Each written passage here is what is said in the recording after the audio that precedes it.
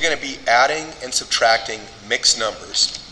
And we've got two fractions. We've got 28 and 1/2 minus 15 and 11/16.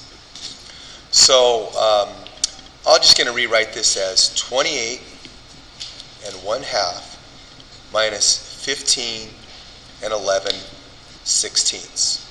There's several ways to do these kinds of problems. I'm going to keep these as mixed numbers and do the subtraction that way. You could turn this mixed number into an improper fraction, but for now let's just keep it as a mixed number. So in order to subtract these fractions, I need to have a common denominator. So I'm looking at 2 and 16, and the least common multiple for these two numbers is 16. 2 goes into 16 8 times, and 16 goes into 16 1 time. So what I would do is I'd multiply the top and the bottom of this fraction by 8 over 8. And I would multiply this through. It doesn't affect the whole number, so I'd write down 28, and 8 over 8 is like multiplying this by 1. So 1 times 8 is 8, and 2 times 8 is 16. Now I'm going to just rewrite this lower fraction, minus 15 over 11/16. Now I've got it so that my denominators are the same, but I've run into a little problem here. I can't subtract 11 from 8.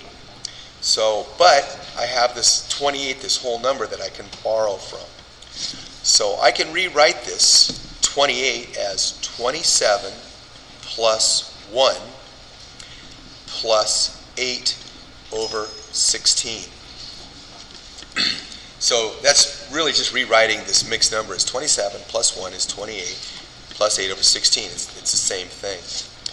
Now this 1 here I can rewrite as a fraction. And since I'm interested in keeping the denominator the same, I can write it as 16 over 16. So I'm going to do that. I'm going to write 27 plus 16 over 16 plus 8 over 16. Again, it's just rewriting this original mixed number in a different form.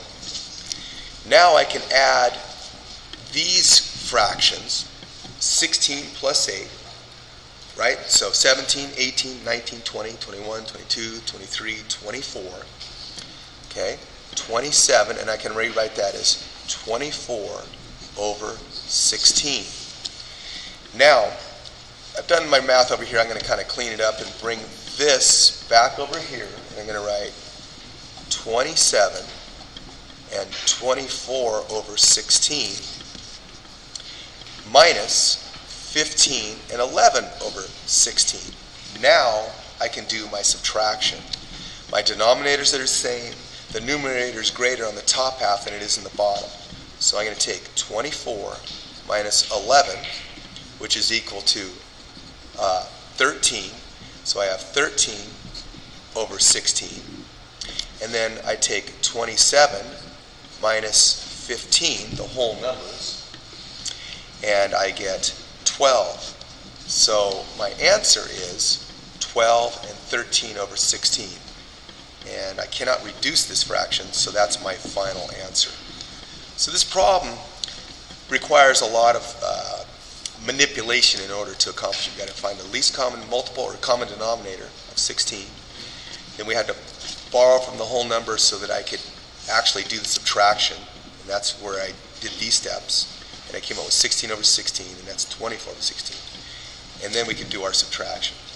And that's our final answer.